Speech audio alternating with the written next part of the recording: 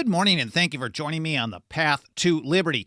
I'm Michael Bolden with the 10th Amendment Center, and this is the show for Wednesday, March 29th, 2023. And it should be obvious, but supporters of the monster state have been using a twisted version of the supremacy clause in the Constitution against us for, well, generations. But really, when we understand the clause properly, especially the underlying principles behind it, back from the American Revolution, supporters of the Constitution, decentralization, and liberty should really be using it against them, because it reaffirms, like the 10th Amendment, that power is from the people. There's a line in the sand that the feds aren't supposed to cross. And of course, even more important, and going to be the focus of this episode, how to view what we call usurpations of power. A usurpation is a theft of power from the sovereign people of the several states. It's basically when the government does stuff they're not supposed to be doing. And I want to start out, first of all, of course,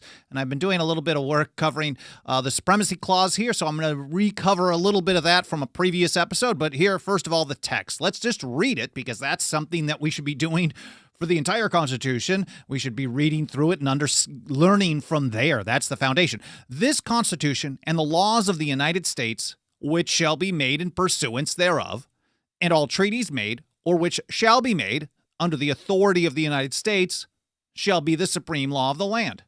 And the judges in every state shall be bound thereby, anything in the Constitution or laws of any state to the contrary, notwithstanding. Now, mind you, the most important part that most people skip over when they tell us that federal law is always supreme is, well, the text itself. It doesn't just say federal law is always supreme, even though that's what the experts want us to believe all the time. It says the Constitution is the supreme law of the land, and laws made in pursuance of that Constitution are the supreme law of the land. I covered this in much more. Oh, I didn't even have that up on the screen to read along with. I apologize for that, but I've got this one here, this episode that I just did just a few days ago. Federal law is not always supreme, where I covered that in a little bit more detail. But one thing that I think is important that I mentioned in that episode is that, well, words on paper don't enforce themselves. And Sentinel, the anti-federalist writer, in his fifth paper in 1787, pointed out to us that, well, the words pursuant to the Constitution, no matter how we want to read them,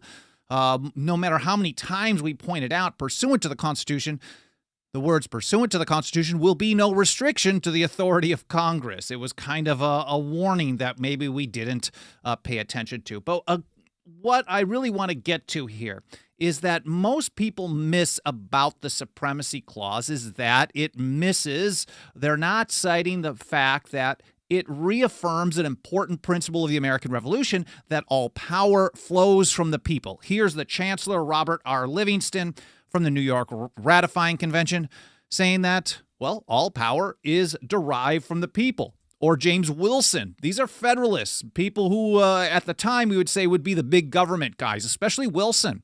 The supreme power resides in the people. Supremacy is with the people.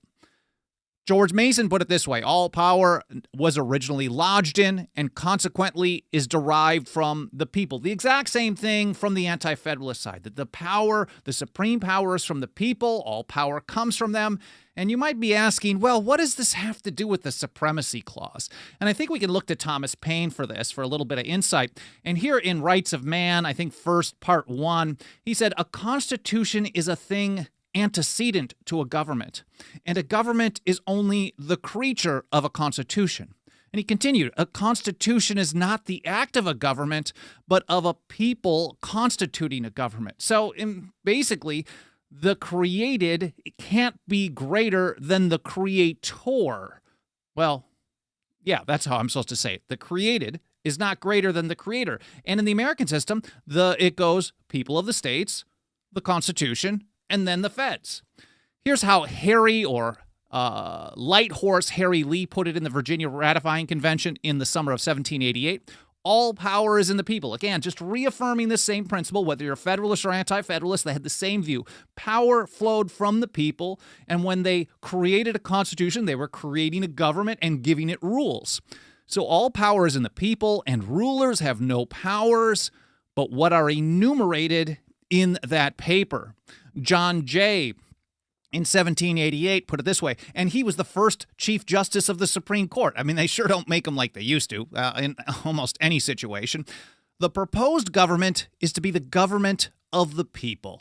All its officers are to be their officers, and to exercise no rights, but such as the people commit to them. Now, mind you, the founders often used rights and powers interchangeably, and in the context here, that's what he's talking about. So the government is a creature of the creators, the people of the several states, and it's only authorized to do those things that are delegated to them. George Nicholas put it this way: it is a principle universally agreed upon that all powers not given are retained. Now, I'm going to link to all this stuff in the show notes, these original source documents. I publish a blog post over at 10thamendmentcenter.com/path-to-liberty about 1 to 2 hours after the live stream is done.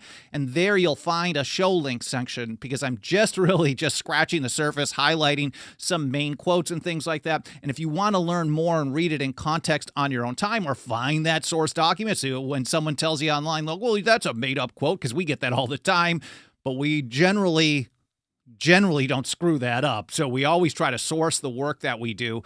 Once in a while, we make some human error, but almost always we've got the sources available so you can do the same, have access to that information. And while I'm mentioning it, I should also take a quick moment and say hello to everyone out in the live chat. I appreciate you being here, whether you're watching live or maybe later on in the archive or listening on the audio-only podcast edition. We're on all the different platforms, whether it's a Spotify or Apple or iHeart or TuneIn or Podbean and the rest. If there's one that we're missing from, please do let me know over at team@10thamendmentcenter.com. I read all the emails, but I rarely get a chance to actually sit down and reply to them. But hello to Israel out in Colorado, Tim Martin in Arizona, Dixie in Bama, Dave Simmons, King Nobody is a good one. Colorado, that's a great screen name. Senator DT, Cowboy Roy Rogers, Erwin Havernick. Been a while since we've seen you. Good to see you in Omaha. Kirk Morrison, The Watchman, Lawrence Smith, and Joseph, Absolute Defiance. A bunch of people here. I know I'm skipping over a few, but I appreciate you guys being here again, whether you're live or later on in the archive. Thank you so much for spending some of your time with me today. And I will get that blog post published with all these links to these source documents in the next couple of hours after this live stream's done. But getting back to it again, power is from the people. A constitution is an act of the people, a creation of the people, and government doesn't create it, so you have to go in order. If power flows from the people, the government can only do the stuff that they're authorized to do. Well, it's going to lead us to some logical conclusions, and they really are summed up in the Supremacy Clause itself as well. Here's how St. George Tucker put it: that a law limited to such objects as may be authorized by the Constitution would, under the true construction of this clause, be the supreme law of the land. So if they are only doing things in pursuance thereof, in pursuance of the Constitution, then it's the supreme law of the land. But, he wrote, a law not limited to those objects or not made pursuant to the Constitution would not be the supreme law of the land, but an act of usurpation, and consequently void. As soon as they do it, it's a usurpation and void in principle. So that tells us quite a bit right there as well. Oliver Ellsworth, who was also a Chief Justice of the Supreme Court in the Connecticut Ratifying Convention, put it this way: if they make a law which the Constitution does not authorize, it is void. Now, some people would be really confused by that, because if they're making a law, isn't it a law until the court system tells us it's void? Now, of course, in context, Ellsworth and some of these others were, especially on the Federalist side, were saying, well, if they go beyond this, it's going to be the role of the judges to call it. That's their duty, of course. If they have to make an opinion or have to give out an opinion about the constitutionality of an act, if they take an oath to the Constitution and they're good at what they're supposed to be doing, they're going to tell everyone that it's void. But there's a little bit more to it than that, because they can have a law on the books and it's void, but if no one does the right thing in government, it's still on the books. And there's something else has to be done about it. Anyways, I'll get to that in just a moment. Here's Gouverneur Morris in the Philadelphia Convention. I think it was July of 1787. I'll have the date in the show notes. Legislative alterations not conformable to the federal compact would clearly not be valid. And as I mentioned right at the beginning, this is really just hearkening back to one of the most important principles of the American Revolution. If you're a regular listener or viewer of my show here, You've heard me reference James Otis Jr.'s great speech against the writs of assistance in February of 1761, which we can call the beginning of the controversy between the colonies and Great Britain, if we don't call Patrick Henry and his work against the Stamp Act in 1765 basically similar principles. But here, James Otis Jr. told us that an act against the Constitution is void. This affirms the sovereignty of the people, the final authority of the people, because if government gets to determine whether or not government violated the Constitution that the government created, then government is the final authority. All power flows from government, not from the people. And if a constitution, whether written or unwritten, is an act of the people creating a government, then, well, I'm going in circles a little bit here. But Thomas Jefferson had the same type of view later on in 1798 in his text of the Kentucky Resolutions against the Hated Alien and Sedition Acts.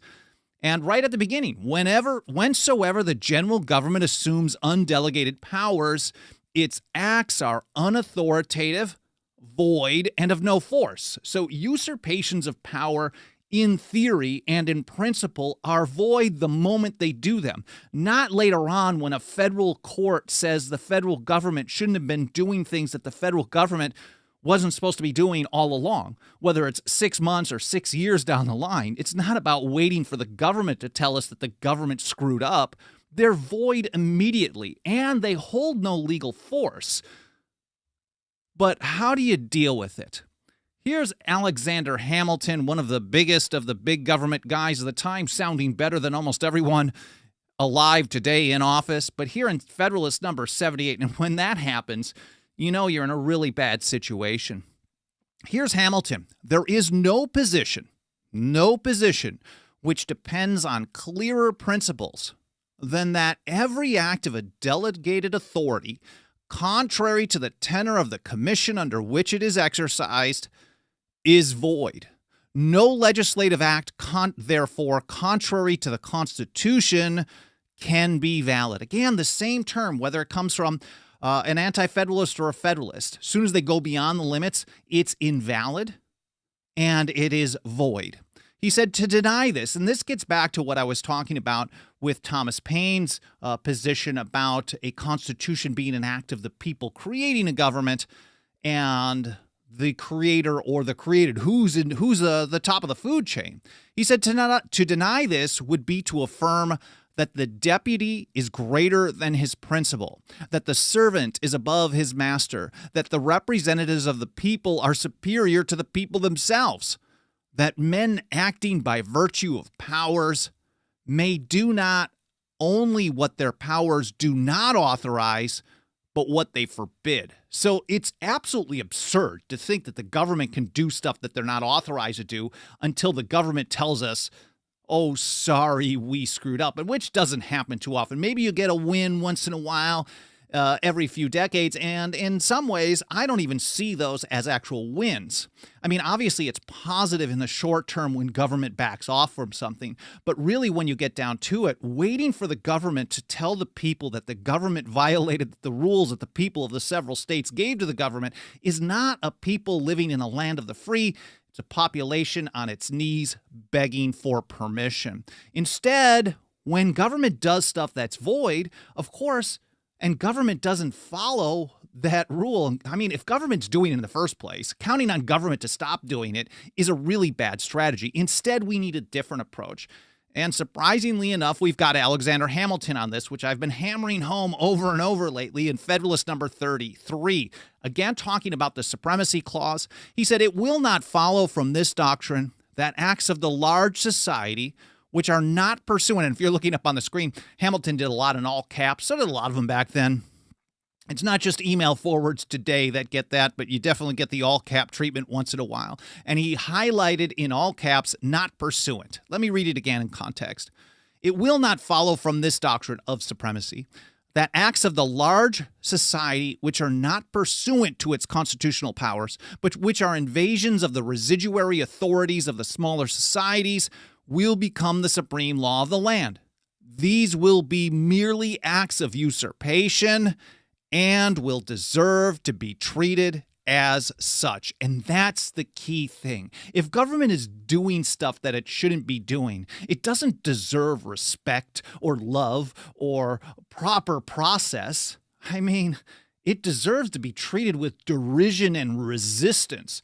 If something is invalid, if something is void, you don't follow along with it until the people doing it tell you it's okay to stop. It deserves to be treated as what it is, and a usurpation of power. Now, that doesn't mean that you can risk your neck on every single thing. Unfortunately, people have not acted like this for generations. Hamilton probably included, probably helped create the situation that we live under today. Well, certainly.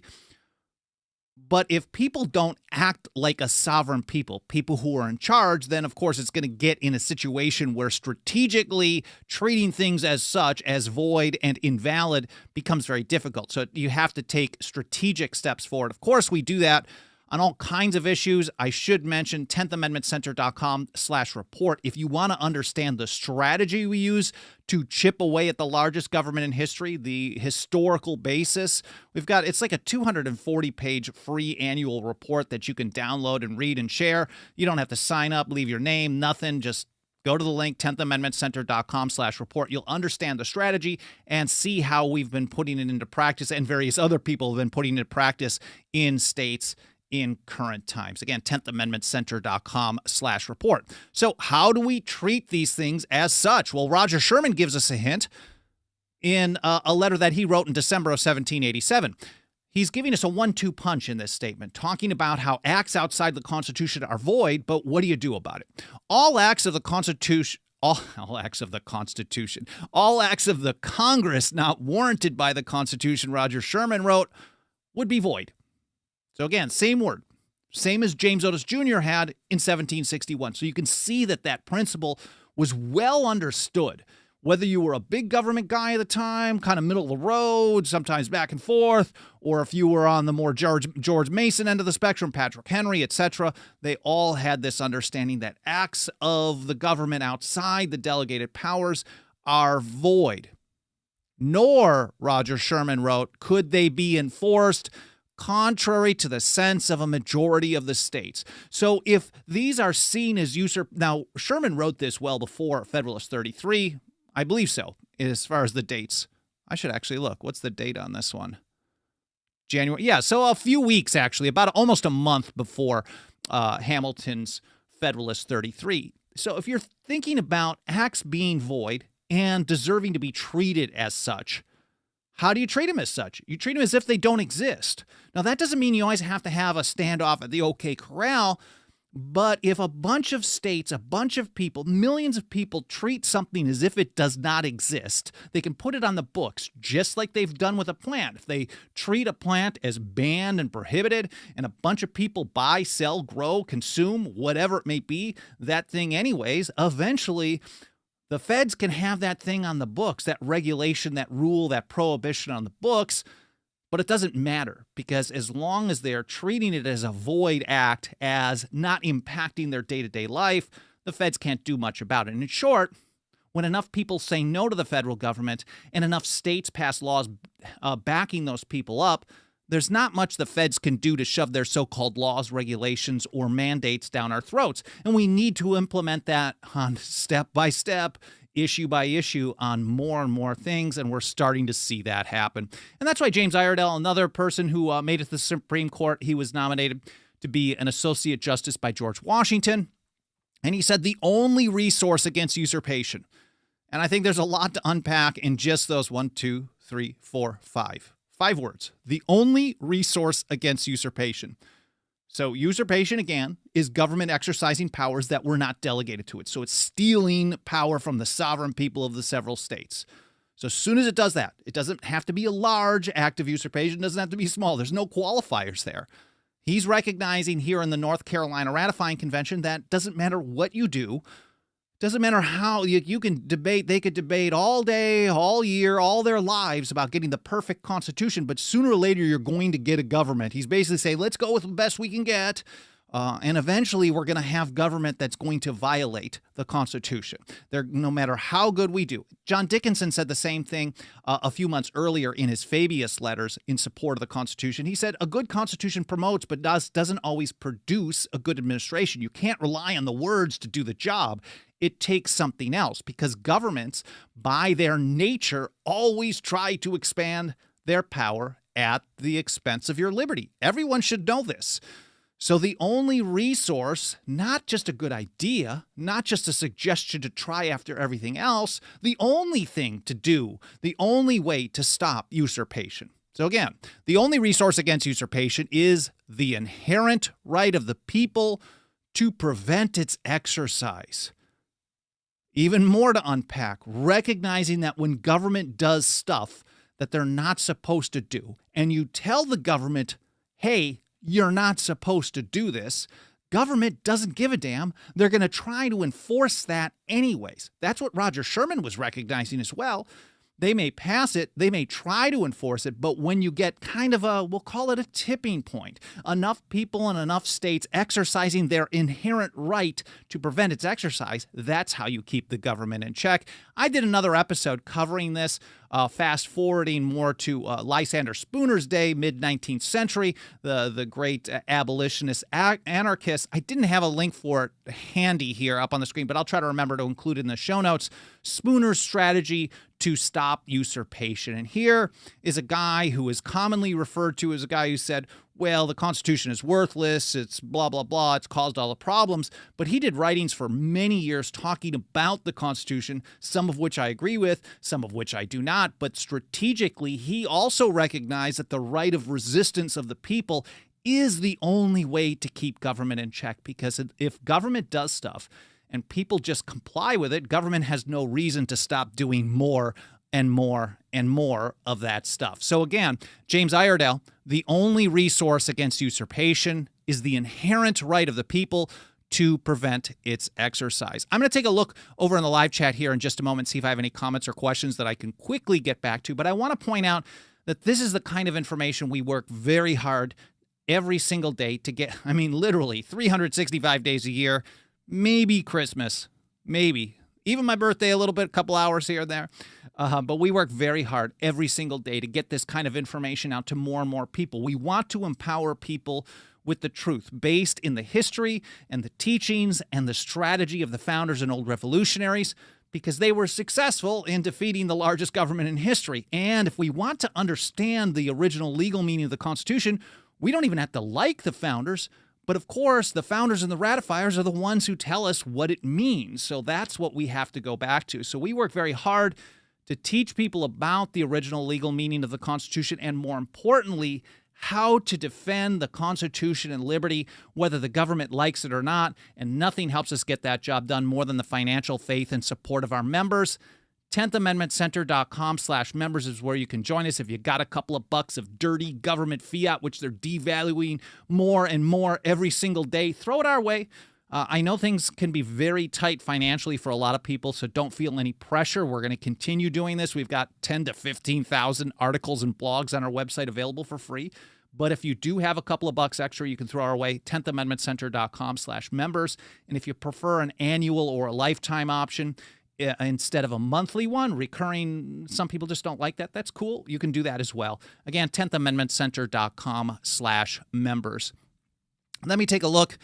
Here's Haji, 1954. This is a great comment. And this is really what James Iredell is getting at. This is what Roger Sherman is getting at. This is what even, and although I didn't really cover it here, this is what Lysander Spooner was getting at. Noncompliance, nullification, interposition are acts of law enforcement by the people against political lawbreakers and criminals. I never actually used it in that term, but really, I've always talked about keeping government in check. That's the only way to keep government within the bounds of the Constitution. But if the Constitution is the supreme law of the land, well, there has to be law enforcement to lawbreakers. And really, that's how you actually keep them in check. That's how you enforce that law, is by refusing to go along with the stuff that they pass, that they throw at us, which is constantly, that shouldn't exist in the first place. Kirk Morrison has a good point here. We need to get some of the states to refuse federal funds and refuse to help the feds. Now, I think they are very closely connected. We have seen more of the refuse to help and very little of the refuse to accept the federal funds. And so that does kind of complicate it. We know politicians love their money grubbers. They love getting their hands on as much stuff as possible. And in some ways, I've heard arguments, the more that the states take back from the feds, the more that they're getting at least closer to home. But it doesn't usually play out that way, because once the feds steal money from you, or they steal your purchasing power by printing it, they're not handing that money out. Just you do whatever the heck you want with it. There certainly are tons of strings attached, and it is much more difficult to get states to refuse to participate in federal enforcement when a lot of it is tied to federal funding. That's why we see so many groups that you'd think were oath supporters, they're oath takers. You see so many of them opposing so many efforts to resist federal enforcement, bans on their participation in federal enforcement. So this is a really important thing that we have to think of long term. I did an episode a while back talking about how some localities in Texas were turning down some pandemic funding, and that is a good start. We should probably dig into more of that here at TAC. It's not something we follow very closely, not just specifically that, but on the notion of turning down federal funds. One way that we do see this play out somewhat is in a growing number of states, 8 or 9 or so, that are opting out, at least in a vast majority of cases, sometimes to like 85% of the time, 90% of the time, of the federal equitable sharing asset forfeiture program. This isn't a grant. It's basically saying if you circumvent state law restricting civil asset forfeiture, basically taking stuff just without any due process, if you circumvent that, you can participate in a federal program and then just send the property to us, or just digitally send it to us. We'll take claim of it, and you get 80% of it. So that is a government handout. We've seen some willingness to withdraw from that particular program, but it's something that we really need to work on more here. And Kirk, that's a very long answer to. Good call on that. I appreciate your feedback on that as well. Let's see if there's any other comments or questions. Oh, Haji also mentioned Lysander Spooner well before I did. Kirk Morrison points out NFA, GCA of 68 are examples of things that we shouldn't follow. Sparrow dynamics, we must make it void. That is a great observation. This was much earlier in the show before I was even hinting at that. Or maybe I was, or maybe you've just been watching and listening to this, or you grasp the concept, because just waving words on paper at somebody and say, this is void, you violated these rules, they don't care. They will continue doing what they're doing until it is so logistically difficult for them to continue doing it that they have to back off. And we see this playing out before our very eyes when it comes to federal prohibition on cannabis. As the states were legalizing what the federal government would prohibit, each successive administration actually ramped up enforcement efforts. And every time they ramped it up, people kept telling us, oh, they're going to be able to shut it down. The feds are so all-powerful. But when the people continued to persevere and more states got on board with the same approach, they just don't have the resources, not even close. And I'm not going to get into all the details of the numbers and things like that. But for example, the ATF, we'll use them as an example as well here. They have about 5,100 employees. A third of them are in administration. So 2/3 of that 5,100. So my math is terrible. What is that? 3,400 something, just off the top. Let's say 3,000. 4,000 employees, doesn't matter. Somewhere in that range are the enforcement agents. And year in and year out, they have a maximum capacity of about 10,000 closed cases with the ATF. Now, I think the ATF shouldn't exist. The only thing they're constitutionally authorized to do is disband. So every one of those cases is a usurpation of power that needs to be treated as void. But if there were 10 or 11 or 12 or 13 million short-barreled rifles, all in violation of the NFA, which also shouldn't exist, 1934, there's nothing that the feds could do about it. So ultimately, again, it gets down to the willingness of the people to stand up for their own constitution and their own liberty. whether the government happens to like it or not. And that's maybe a bit of a mouthful there, but I really appreciate you watching the show. I hope you enjoyed it as much as I enjoyed sharing this information with you. I hope you learned something. Again, our membership program, 10thamendmentcenter.com/members. You can also smash the like button, leave comments, reviews on Apple Podcasts, etc. All that stuff will help us spread the word. I appreciate you being here, and I will see you. My Fast Friday episodes are going to be back starting this week, like I used to, just maybe 15-minute-ish episodes starting every Friday again in the next couple of, what is that? Is it March 31st? I forget the months. Yeah, so on March 31st, I'll be back to a Fast Friday Path to Liberty edition, and I hope to see you then. Thanks for being here, and have a great day.